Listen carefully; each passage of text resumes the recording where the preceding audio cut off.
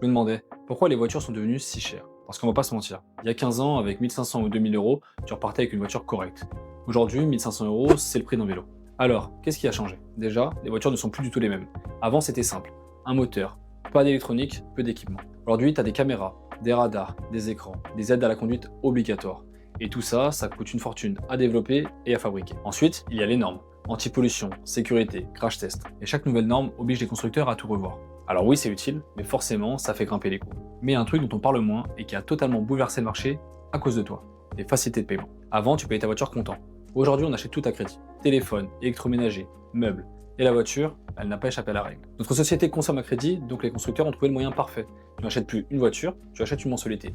249 euros par mois, ça passe, même si la voiture coûte 25 000. Résultat, les prix peuvent grimper sans que personne s'en rende vraiment compte. Et côté constructeur, il faut être honnête. Oui, ils marchent plus qu'avant. Ils ont doucement supprimé les petits modèles qui rapportaient peu et se concentrent aujourd'hui sur les finitions hautes, les modèles chers. Ils vendent moins qu'avant, mais chaque voiture leur rapporte plus. Si tu ajoutes à ça la pénurie de composants, le Covid et la hausse de la demande en occasion, les prix ont complètement explosé et ne sont jamais redescendus. Donc pourquoi les voitures sont devenues si chères? Parce qu'elles sont plus complexes, plus équipées, plus sûres. Parce que nos sociétés achètent tout à crédit, ce qui rend les prix invisibles. Parce que les constructeurs margent plus et parce que le marché a totalement été bouleversé ces dernières années. La question qu'il faut maintenant se poser, c'est est-ce que les prix vont redescendre un jour?